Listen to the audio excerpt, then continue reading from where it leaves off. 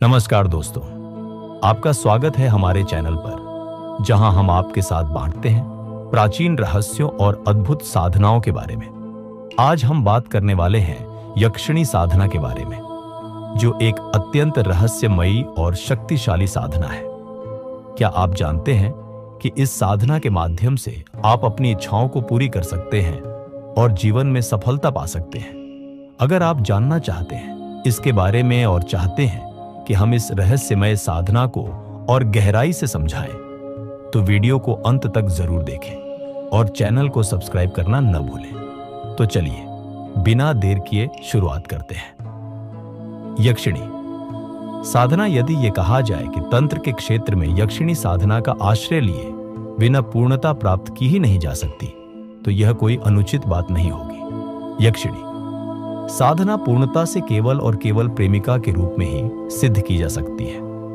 प्रेमिका का तात्पर्य यहां प्रचलित अर्थों से नहीं, अपितु इस रूप में है कि साधक को एक ऐसी अभिन्न सहयोगिनी प्राप्त हो जाती है जिसके माध्यम से वह तंत्र की विशिष्ट क्रियाएं संपन्न कर सकता है। योग और साधना के क्षेत्र में पूर्ण सफलता प्राप्त करने के इच्छुक साधक स्पष्टता और दृढ़ता से यक्षिणी साधना संपन्न कर अपने आप को साधक रसमयता से परिपूर्ण होते हुए मार्गदर्शिका के रूप में यक्षिणी को आत्मसात कर सकते हैं। यक्षिणी की रूप राशि किसी भी वर्ग की स्त्री से सर्वथा अलग हटकर इस रूप में मनोहर होती है कि उनमें एक प्रकार की चुंबकीयता और मादक गंध समाई होती है, जिसके आकर्षण में साधक मुक्त हो ही नहीं पाता।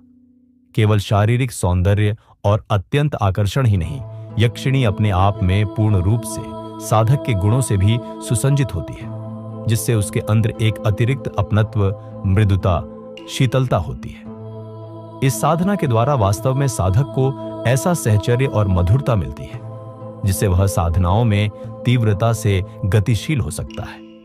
तंत्र की उच्च कोटि की साधनाएं तो यक्षिणी के सहचर्य के बिना पूर्ण होती ही नहीं। तिब्बत के लामा प्रख्यात तांत्रिक एवं सिद्ध साधक हुए, उसके मूल में यही यक्षिणी साधना ही है, क्योंकि तिब्बत में लामा संप्रदाय के अंतर्गत तंत्र दीक्षा केवल मात्र यक्षिणियों से ही प्राप्त होती थी तथा कि साधनाएं संपन्न कर सकता था। यक्षिणी साधना को प्रचलित रूप से अलग हटकर समझने से साधक अपने जीवन में बहुत कुछ हासिल कर सकता है और जीवन के दोनों पक्ष अर्थात योग व भोग एक साथ प्राप्त कर पाने का अधिकारी बन जाता है, क्योंकि तभी उसके अंदर उस तंत्रमयता का उद्भव होता है जो जीवन के दोनों पक्षों को लेकर चलने की स्पष्ट धारणा रखती है।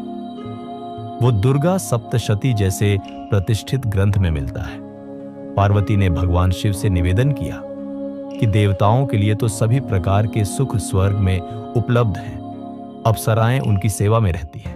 देवताओं का जीवन हर समय अक्षुण्ण रहता है तथा समस्त इच्छाएं पूर्ण होती हैं, लेकिन पृथ्वी पर रहने वाले सभी मनुष्यों की इच्छाएं पूर्ण नहीं हो पाती हैं। वे मानसिक रूप से अपनी अधूरी इच्छाओं के जाल में फंसे रहते हैं। इस पर भगवान शिव ने कहा कि मनुष्य को यक्षिणी साधना संपन्न करना चाहिए। यक्षिणी साधना करने पर मनुष्य को तत्काल फलस्वरूप अतृप्त इच्छाओं को तृप्त करने में पूर्ण समर्थ प्राप्त होता है। साधना विधि नवरात्रि के पंचमी तिथि 17 अप्रैल शनिश्चरीय चिंतन पर्व पर रात्रि काल में स्नानादि से निवृत्त होकर संकल्प के साथ संपूर्ण सामग्री को दुग्ध व गंगा जल से पवित्रमय करें।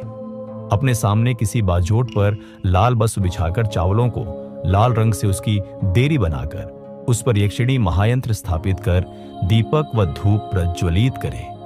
यक्षिणी माला से 7 माला 21 दिन तक संपन्न करें। मंत्र हूं हूं ह्रीं ह्रीं योग भोग यक्षिणी आगच्छ आगच्छ नमः।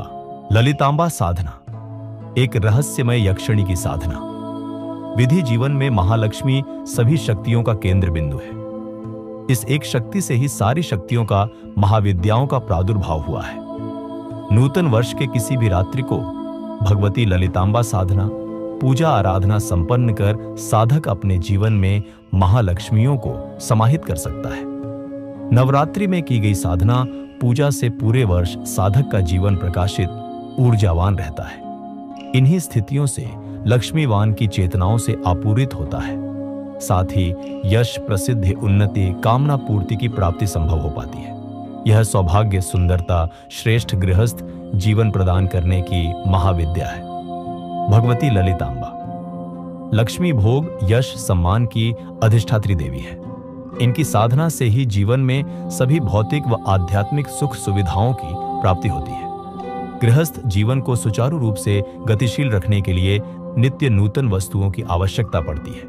यह सब केवल और केवल भगवती ललितांबा पूजन साधना से ही संभव है, जिनमें देवी की नव शक्तियां विभूति, नम्रता, कांति, तुष्टि, कृति, उन्नति, पुष्टि तथा रति सिद्धि से जीवन युक्त होता है। ललितांबा साधना मस्तक पर पड़ी दुर्भाग्य की लकीरों को मिटा देने का सर्वश्रेष्ठ उपाय है, जिसे संपन्न कर रंक भी राजा की उपाधि प्राप्त कर सकता है। इस महत्वपूर्ण साधना को संपन्न करने के पश्चात लक्ष्मी का आगमन स्थायी रूप से साधक के जीवन में होता ही है। इस साधना के प्रभाव से शीघ्र ही धनागमन के नए नए स्रोत खुलते हैं, व्यापार में वृद्धि होने लगती है।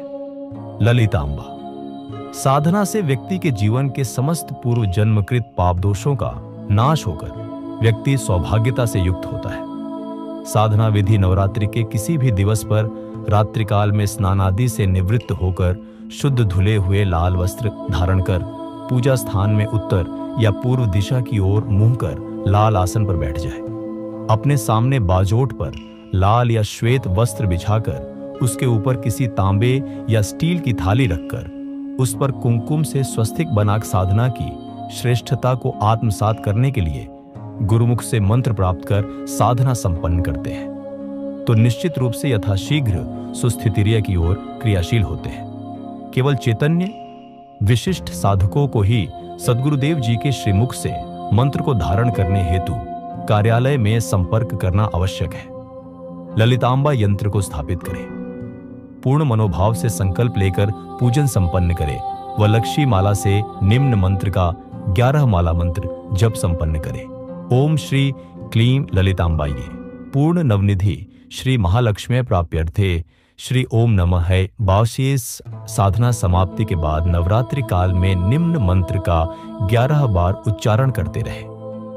साधना सामग्री को हनुमान जयंती चैत्रीय पूर्णिमा 27 अप्रैल को लाल कपड़े में बांधकर किसी मंदिर या गुरु चरणों में अर्पित करें। यक्षिणी साधना से जुड़ी और रहस्यमय तरीके साधना विधि के अद्भुत जानकारी के लिए आप हमारी YouTube चैनल को सब्सक्राइब कर लाइक करें ताकि सबसे पहले रोचक भरी साधना से जुड़ी जानकारी आपको मिले।